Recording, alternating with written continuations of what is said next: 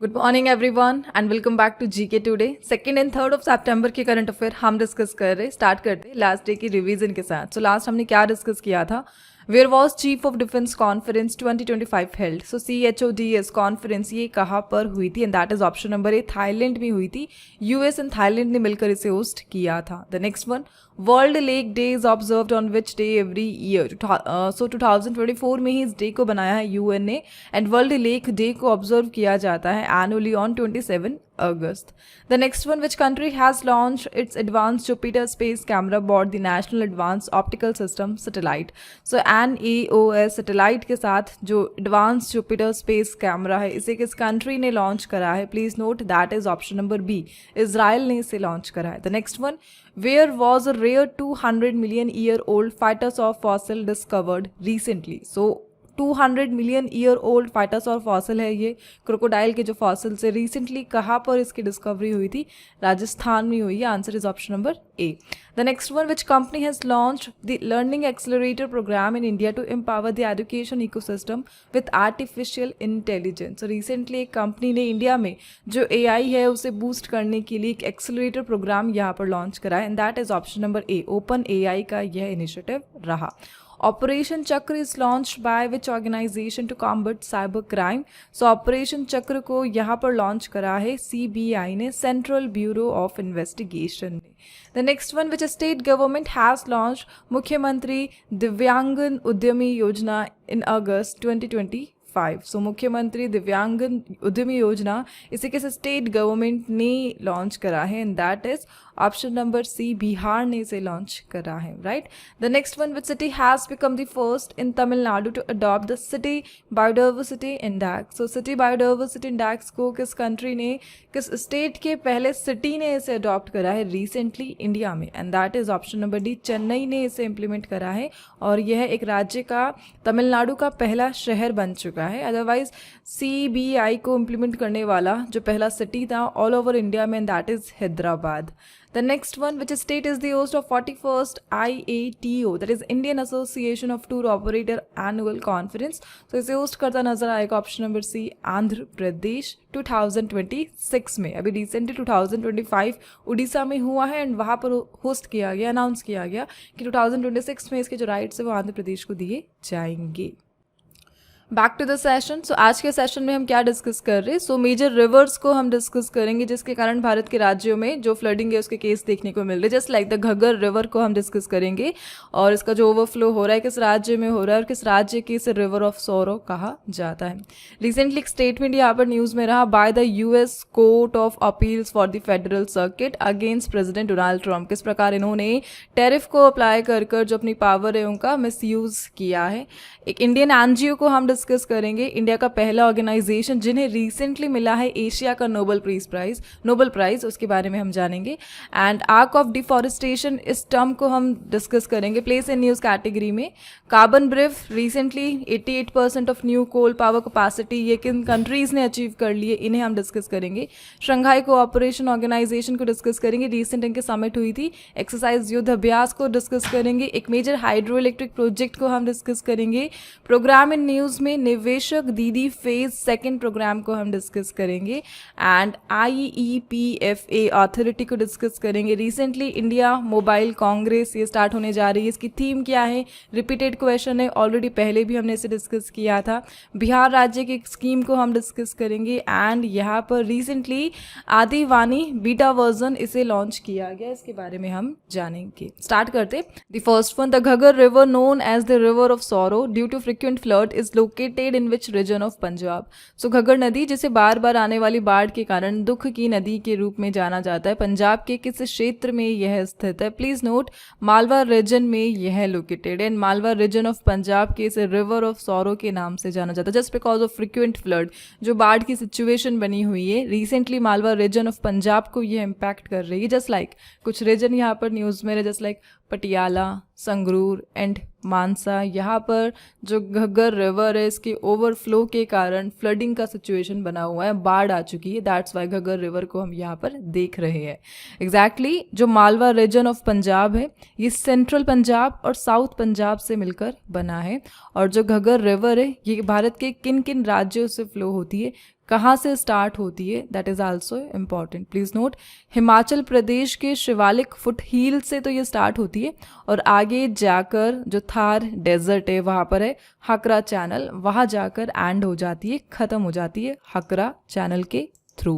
And but अपने रास्ते में आने वाले जितनी भी जगह है वहाँ पर मॉनसून हाई रेन के कारण जो बाढ़ की सिचुएशन है घग्गर रिवर अभी क्रिएट करती है, और अभी तो सिचुएशन काफ़ी ज़्यादा वर्स हो रखी है बिकॉज यहाँ पर 2 लेक है, डैम है, उनका जो वाटर है उन्हें घग्गर रिवर में मिलाया गया जिसके कारण ओवरफ्लो हो गया और एग्जैक्टली बाढ़ जैसी सिचुएशन यहाँ पर हो चुकी है। जो लास्ट यहाँ पर डिज़ास्टर आए हैं घग्गर रिवर के कारण 1988 में, 1993 में, 2008 में, 2019 में एंड 2023 में, इन 5 साल में तो बहुत काफ़ी मात्रा में घग्गर रिवर के द्वारा जो बाढ़ है इस इलाके में रिकॉर्ड की गई है। बट रीसेंट फ्लड सिचुएशन क्या रही उसे मैं यहाँ पर डिस्कस कर रही हूँ। यहाँ पर सुखना लेक है, कहाँ पर लोकेटेड है, चंडीगढ़ में लोकेटेड है। The Sukhna lake flood gates, same thing कि वाटर लेवल हाई होने के कारण जो सुखना लेक फ्लड गेट्स है, इसके जो गेट है उन्हें ओपन किया गया और जो वाटर है वो जाकर कहाँ पर मिला, घग्गर रिवर में। ऑलरेडी घग्गर रिवर में हैवी रेन के कारण जो वाटर लेवल था वो हाई था। देन आगे जाकर हरियाणा के पिंजौर में एक डैम लोकेटेड है, दैट इज़ कौशल्य डैम। इसमें भी जो वाटर लेवल है उसके अलर्ट के कारण यहाँ से भी सम 900 क्यूसेक वाटर को रिलीज़ किया गया, जिसका जो वाटर है वो किस में मिक्स हुआ, घग्गर रिवर में। इस कारण घग्गर रिवर का जो वाटर लेवल है अनएक्सपेक्टेड से बहुत ज़्यादा ओवरफ्लो हो गया और उसके कारण मालवा रीजन ऑफ पंजाब में बाढ़ की सिचुएशन बनी हुई है। And that's Wye river of sorrow इसे वहाँ पर कहा जाता है। सो ओवरऑल आपको ध्यान रखना है घग्गर रिवर कहाँ से ये स्टार्ट होती है, हिमाचल प्रदेश के शिवालिक फुट हील से, एंड कहाँ पर ये एंड हो जाती है, डिसअपियर हो जाती है, थार डेजर्ट में विया हकरा चैनल, राइट। सो रिसेंट कौन कौन से रिवर है जो न्यूज़ में चल रही है उन्हें हम यहाँ पर रिवाइज कर रहे हैं, just a quick revision. Just like last ही हमने यहाँ पे डिस्कस करा था, उत्तराखंड में जो मेजर बाढ़ के केस मिले थे जस्ट बिकॉज जो अलकनंदा रिवर है उसकी ट्राइब्यूटरी के कारण, that is kheer Ganga river, Uttarkashi में जो डिस्ट्रक्शन की सिचुएशन अभी रिसेंटली हुई थी उत्तराखंड में, Kheer Ganga river that is a tributary of Alaknanda river, ठीक है। सो खीर गंगा रिवर का रिसेंट केस ये उत्तराखंड में देखने को मिला था। और जो खीर गंगा रिवर है ये कहाँ से निकलती है, पार्वती वैली, हिमाचल प्रदेश से यह निकलती है। रिसेंटली मुंबई में हमने एक केस देखा था, डेंजर मार्क से ऊपर हुआ था जस्ट बिकॉज ऑफ मीठी रिवर। सो मीठी रिवर का जो प्रकोप है वो मुंबई में देखा गया। एंड कर्नाटका में अभी हमने देखा था, that is for Krishna river and so many, ठीक है। बट रिसेंटली जैसे जम्मू कश्मीर का हमने एक केस देखा था, जम्मू कश्मीर में जो पाकिस्तान है उसे अलर्ट जारी किए गए थे बिकॉज तावी रिवर का जो फ्लड अलर्ट है वो हाई है और वाटर लेवल राइज हुआ है। सो हमने यहाँ पर पाकिस्तान को अलर्ट भेजे थे just because of the overflow of Tawi river in Jammu, right. So that's all. आगे बढ़ते हैं, कुछ रिवर्स को हम यहाँ पर रिवाइज कर लेते हैं जो कि न्यूज़ में रही वन लाइन क्वेश्चन के through. Mithi river that was recently seen in news, किस सिटी में है ये है, मुंबई में है। Pampa river that was recently seen in news is located in which state, Kerala में यह है लोकेटेड है। Colorado river that was recently seen in news is a major river of which continent, North America की यह मेजर रिवर है दी Colorado, वहाँ की lifeline इसे कहा जाता है। खीर गंगा रिवर सेम उत्तराकाशी में अभी ओवर फ्लडिंग हुई थी, अलकनंदा की यह ट्राइब्यूटरी है। महाबोधि टेम्पल यह किस रिवर के किनारे पर लोकेटेड है, निरंजना रिवर के किनारे पर यह है लोकेटेड है। The Mahanadi river that was recently seen in news, किस स्टेट से यह फ्लो होती है, छत्तीसगढ़ एंड उड़ीसा से।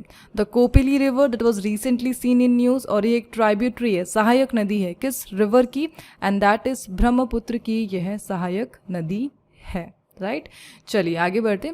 एक थिंग और ध्यान रख लेना बिकॉज घग्गर रिवर को हमने डिस्कस करा है, एंशिएंट जो हमारे टेक्स्ट है उसमें घग्गर रिवर को सरस्वती रिवर के नाम से जाना जाता है, इस पॉइंट को और ध्यान रख लेना। Saraswati river, the Ghaggar river को एंशिएंट टेक्स्ट में इसी नाम से जाना जाता है।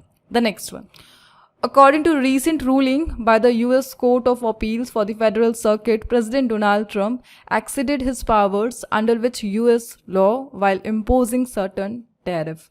So recently जो प्रेसिडेंट डोनाल्ड ट्रंप हैं उन्होंने अपनी पावर को यूज़ करके जैसा उन्होंने बताया और टैरिफ लगाए उसे यहाँ पर इलीगल बताया गया as per the US court of appeal for the federal circuit. Question क्या है, अमेरिकी संघीय सर्किट अपील न्यायालय के हालिया फैसले के अनुसार राष्ट्रीय डोनाल्ड ट्रंप ने कुछ टैरिफ लगाते समय किस अमेरिकी कानून के तहत अपनी शक्तियों का अतिक्रमण यहाँ पर किया है, मिसयूज किया है, and that is IIPA 1977 international emergency economic power act 1977 का मिसयूज़ यहाँ पर किया गया by the president Donald Trump different countries पर टैरिफ लगाते हुए। ठीक है, सो ऐसा यहाँ पर यूएस के कोर्ट ने रिसेंटली पाया एंड दैट्स वाई इस क्वेश्चन को हम यहाँ पर डिस्कस कर रहे हैं। ओवरऑल यहाँ पर ये जो एक्ट है इसका मीन क्या है, it mean for the national security और फॉरेन क्राइसिस, यानी जब भी अमेरिका में कोई नेशनल सिक्योरिटी पर थ्रेट होगा, फॉरेन क्राइसिस होगा, उस टाइम पर आप IEEPA को यूज़ कर सकते हो, नॉट फॉर ट्रेड इश्यूज। लेकिन यहाँ पर डोनाल्ड ट्रंप ने ट्रेड को माना है इंटरनेशनल थ्रेट और IEEPA को मिसयूज़ किया, बट अगेंस्ट यहाँ पर यूएस कोर्ट इनके अगेंस्ट में यहाँ पर आ चुका है। ठीक है, सो लास्ट IEEPA एक्ट को कब यूज़ किया गया था, किस किस प्रेसिडेंट ने इसे यूज़ किया था, IEEPA एक्ट को कब लाया गया था, इन क्वेश्चंस को हम यहाँ पे डिस्कस कर रहे हैं। So please note, IEEPA act को पहले 9/11 अटैक में, ईरान हॉस्टेज अटैक में यूज़ किया जा चुका है। इसे लाया जाता है by the Jimmy Carter. So US के वह प्रेसिडेंट जिन्होंने IEEPA एक्ट को साइन किया था and that is Jimmy Carter. इनका नाम ध्यान रख लेना।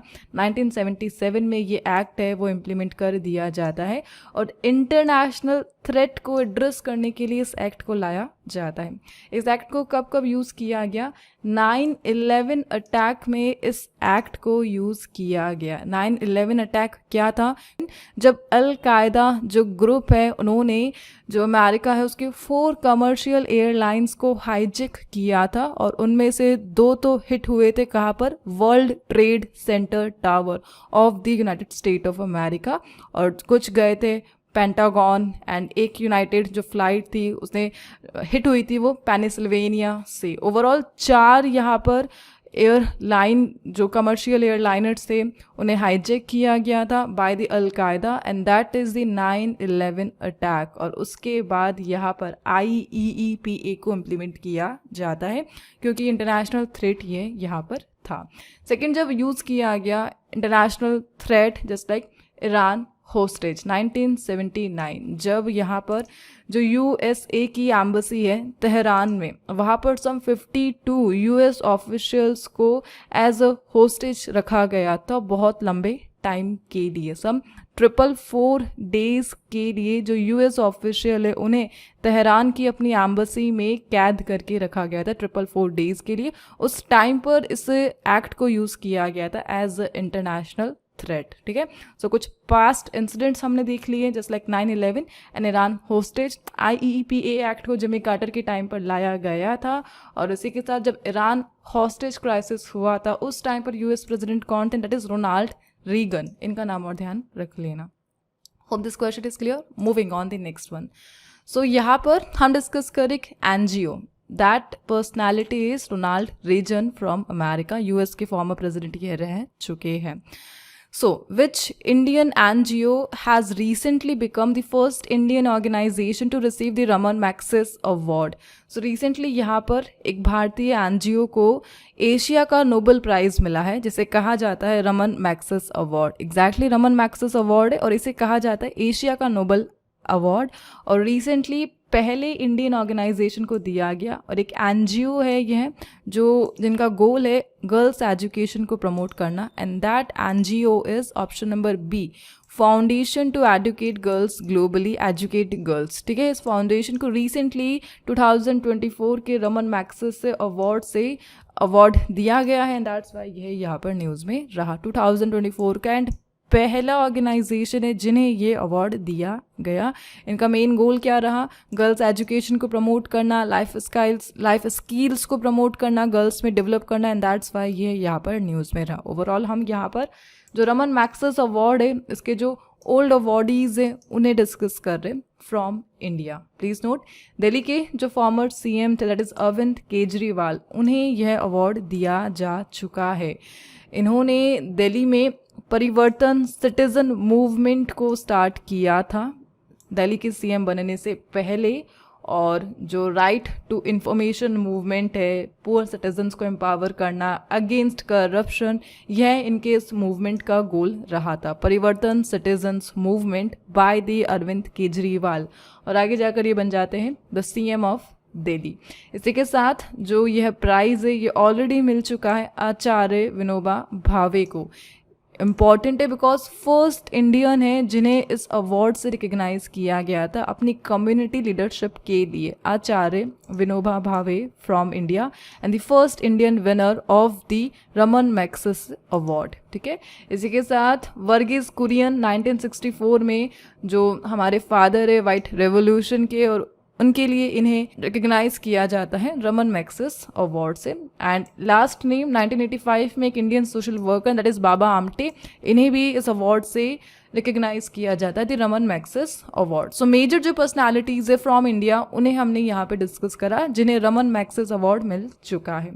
Moving on, the next one. The Shanghai Cooperation Organization Summit was held in which Chinese city? So Shanghai Cooperation Organization Summit कौन सी चाइनीज सिटी से होस्ट करती नजर आ रही है, जिसे अटेंड करने रिसेंटली पहुंचे PM Narendra Modi, and that city is Tianjin. Tianjin में होस्ट किया जा रहा है the SCO summit, Shanghai cooperation organisation, जिसमें फाइनल डिक्लेरेशन आता है दी तियानजिन डिक्लेरेशन, जिसमें फाइनली इंडिया के पहलगाम अटैक को यहाँ पर हाईलाइट किया जाता है। ठीक है, लास्ट हमने डिस्कस किया था शंघाई कोऑपरेशन ऑर्गेनाइजेशन का डिफेंस मीट हुआ था, जिसमें हमारी तरफ से पहुंचे थे पार्टिसिपेट करने राजनाथ सिंह, लेकिन वहां पर एक मेजर ड्राफ्ट को हमने रिजेक्ट किया था बिकॉज उस ड्राफ्ट में पहलगाम टेरर अटैक को मेंशन नहीं किया गया था। बट फाइनली इन्होंने यहाँ पर तियानजिन डिक्लेरेशन में पहलगाम अटैक को मेंशन किया है, and that is the Shanghai cooperation organisation summit, जिसे रिसेंटली पीएम मोदी ने अटेंड करा और वहाँ पर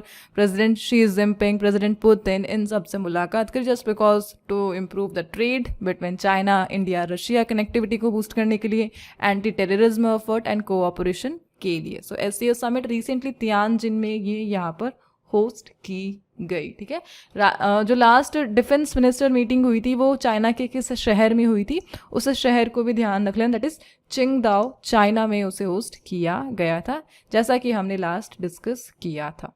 right, moving on the next one. So एक प्रोग्राम को हम यहाँ पे डिस्कस कर इंडिया के रिस्पेक्ट में, that is Niveshak Didi phase second programme, and it was launch in collaboration with which financial institution for last mile outreach. So recently यहाँ पर निवेशक दीदी चरण इसका सेकेंड फेज कार्यक्रम अंतिम मील आउटरीच के लिए किस वित्तीय संस्थान के सहयोग से शुरू किया गया था, and that is IPPB, India post payment bank की हेल्प से इनके साथ कोलैब करके the Niveshak Didi phase second programme को यहाँ पर लॉन्च किया गया। एग्जैक्टली जो निवेशक दीदी फेज सेकंड है, इसका मेन गोल क्या है? विमेंस को ये टारगेट कर रहा है, उनमें फाइनेंशियल लिटरेसी को प्रमोट करना, डिजिटल स्किल्स को बढ़ाना, यह सब इनका गोल है दी निवेशक Didi phase second program. Overall ये अलाइन करता है मिनिस्ट्री ऑफ कॉर्पोरेट अफेयर है, इनका एक गोल है, एंड दैट इज IEPF है, जिसका मीन्स है investor education and protection fund authority. So यहाँ पर IEPFA के जो मेजर गोल्स है उसके साथ अलाइन करता है the Niveshak Didi phase second programme women empowerment के लिए। ओवरऑल IEPFA ये मिनिस्ट्री ऑफ कॉर्पोरेट अफेयर्स से एसोसिएटेड है। ठीक है, so point of the discussion that is IPPB, that is India post payment bank.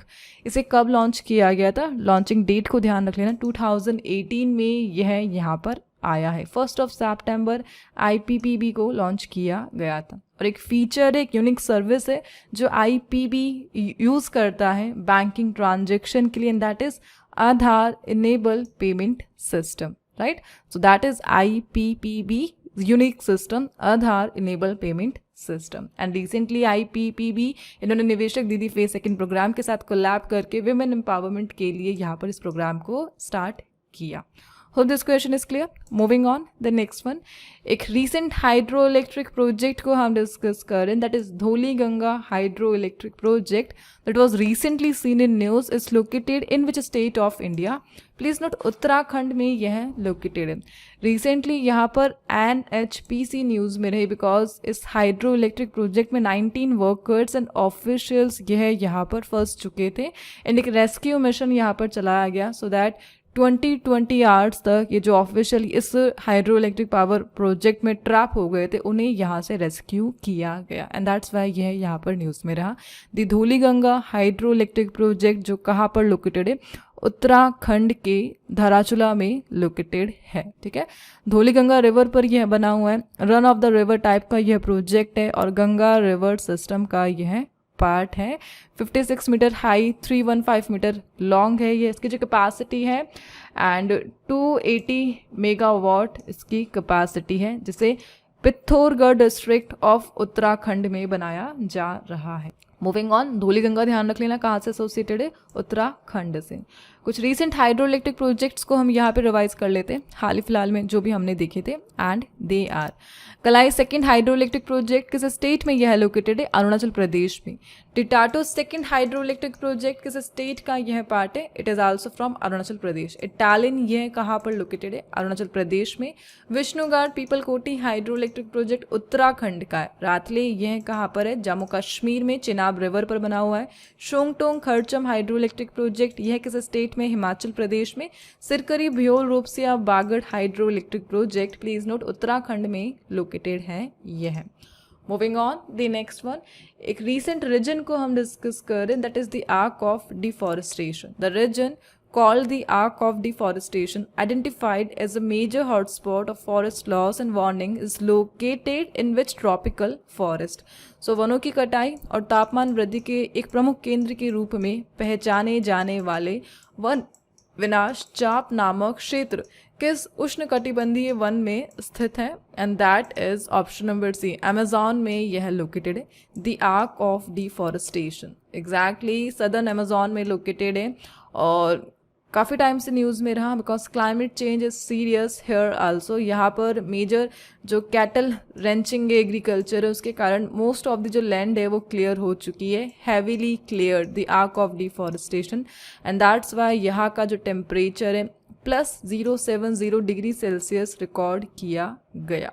Local warming यहाँ पर एंड बायोडाइवर्सिटी लॉस को ये लीड कर रहा है.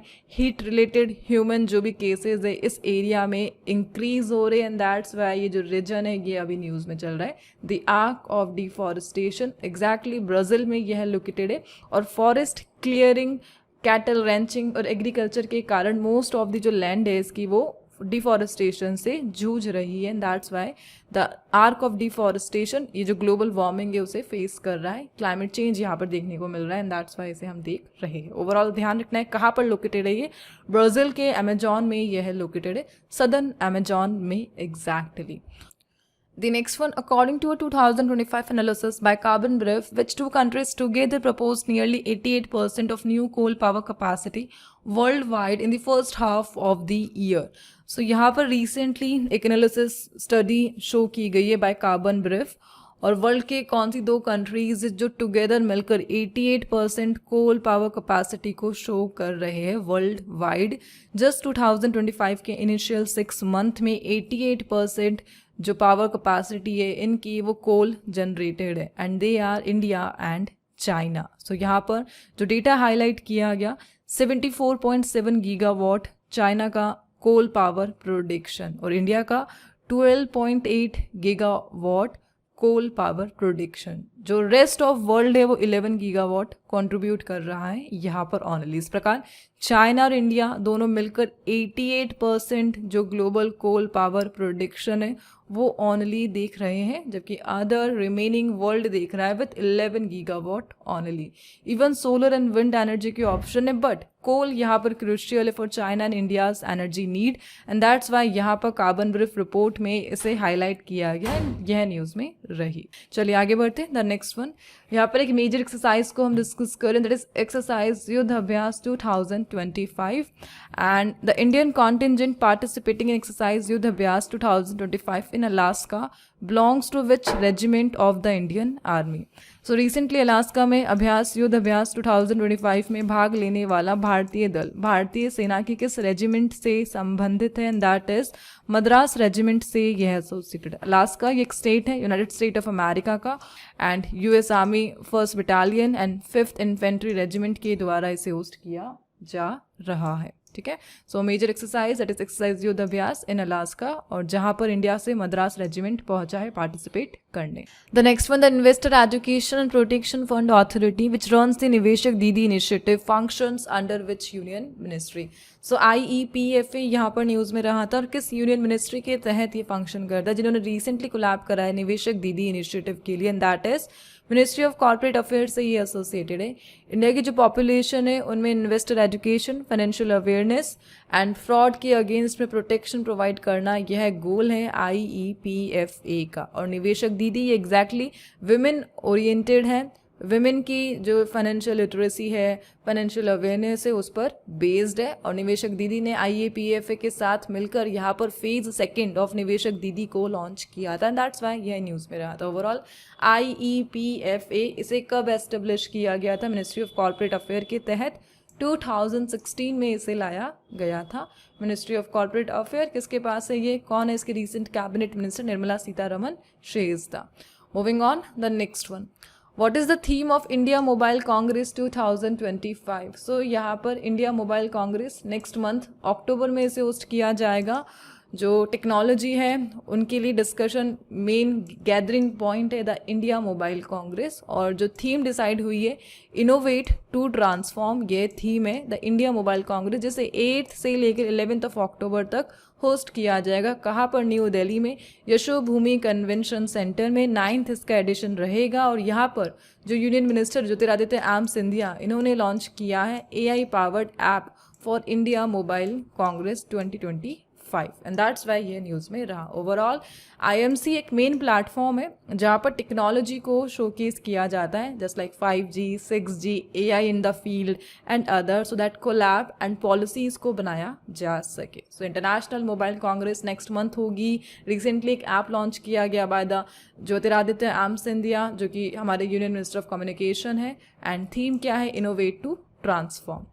Moving on the next one, prime minister Narendra Modi recently launched the Bihar Rajya Jeevika Nidhi Sakh Sahkari Sangh limited with the objective of providing affordable credit to which group?